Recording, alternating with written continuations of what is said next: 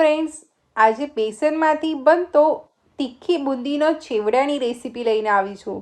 જે બુંદી બજાર જેવી બહારથી પરફેક્ટ ક્રિસ્પી થશે અને રાઉન્ડ બી થશે. તો ચલો આપણે રેસીપીની શરૂઆત કરીએ. એના માટે આ રીતે આપણે જે ઘરમાં બેસન દળાવતા હોઈએ છીએ એ જ બેસન લેવાનો છે. એને આ રીતે ઘરની કોઈ બી વાડકીમાં આ રીતે એને ફિલ કરી લેવાનો છે. તમે જોઈ શકો છો કે હું પ્રેસ નથી કરી રહી, જસ્ટ ફિલ કરી રહી છું. હવે થોડું ટેપ કરી અને એનો એક્સ્ટ્રા લોટ રિમૂવ કરી લઈશ. તો આ રીતે આપણું એક વાડકીનું મેઝર થઈ ગયું. તો આ રીતે બે વાડકી બેસન લીધું છે. હવે આપણે એમાં થોડું સ્વાદ પ્રમાણે મીઠું એડ કરીશું અને કલર માટે ચપટી હળદર એડ કરીશું. હવે એ જ વાડકીના મેઝરથી આપણે એમાં પાણી એડ કરવાનું છે. હવે એક વખત મીઠું અને હળદરને લોટ સાથે મિક્સ કરી લઈએ.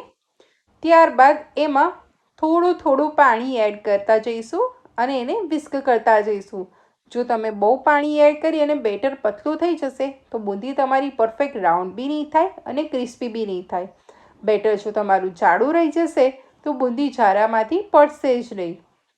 હું જે રીતે બતાવું છું એ રીતે તમે થોડું પાણી એડ કરી અને બેટર બનાવશો તો બુંદીનું પરફેક્ટ બેટર રેડી થઈ જશે. તમે કહેશો ફ્રેન્ડ્સ કે આમાં કેટલા પાણીની જરૂર પડશે? તો ફ્રેન્ડ્સ, આમાં આપણે જે કપથી લોટ લીધો છે એટલો 1.5 કપ જેટલું પાણીની જરૂર પડશે. આમાં તમે જોઈ શકો છો કે મેં સરસ એવું થોડું પાણી એડ કરી અને વિસ્ક કરી અને આપણું બેટર રેડી કરી લીધું છે.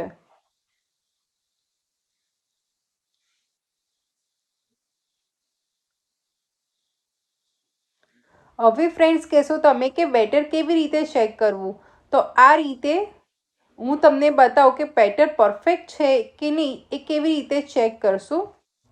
તો એના માટે આ રીતે બેટરને એક ચમચાથી લો અને એક સ્મૂથ રિબિન જેવું બેટર નીચે પડે તો આપણું પરફેક્ટ બેટર રેડી થઈ ગયું છે. એમાં 2 ચમચી જેટલું ગરમ તેલ એડ કરી દેવાનું છે અને ગરમ તેલ એડ કર્યા બાદ એને પ્રોપર વિસ્ક કરી લઈશું. ગરમ તેલ એડ કરવાથી આપણી બુંદી સરસ એવી આઉટર ક્રિસ્પી થશે. હવે આપણે બુંદીને પાડવા માટે તમારી પાસે આ રીતે પૂરીનો જારો હોય તો તમે એમાં બી બુંદી પાડી શકો છો અને બુંદીનો જારો હોય તો એમાં બી બુંદી પાડી શકો છો.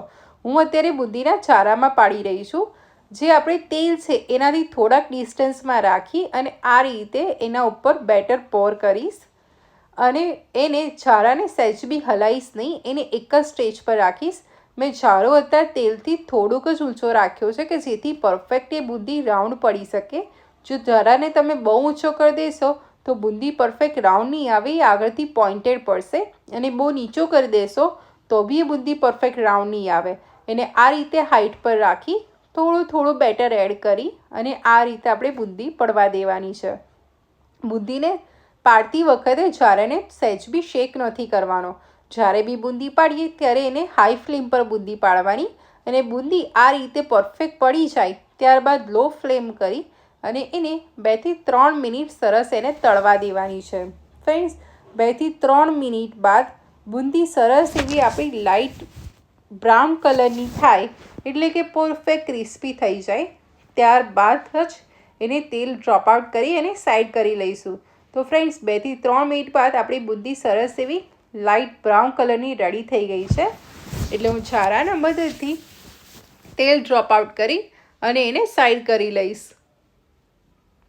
અને આ રીતે હું બધી બુંદી પાડીને પ્રિપેર કરી લઉં છું. હવે ફ્રેન્ડ્સ, આપણે બુંદી પ્રિપેર કરી લીધી પણ બજાર જેવો ટેસ્ટ આપવા માટે એનો એક મસાલો બી પ્રિપેર કરવો પડશે. તો એનો મસાલો પ્રિપેર કરવા માટે આપણે 1 કપ લીધો છે. એમાં 1 ચમચી લાલ મરચું, 5 ચમચી ધાણા જીરું, થોડું મીઠું કારણ કે આપણે બુંદી પાડતી વખતે બી મીઠું એડ કર્યું છે, 5 ચમચી ચાટ મસાલો અને 5 ચમચી સંચર પાવડર એડ કરવાનો છે. હવે બધી વસ્તુને આ રીતે મિક્સ કરીશું તો આપણો ચટપટો બજાર જેવો મસાલો રેડી થઈ ગયો છે. જ્યારે આપણી બુંદી પરફેક્ટ ગરમ તળીને રેડી થઈ હોય એ સ્ટેજ પર જ આ મસાલો આપણે સ્પ્રિંકલ કરી લેવાનો છે.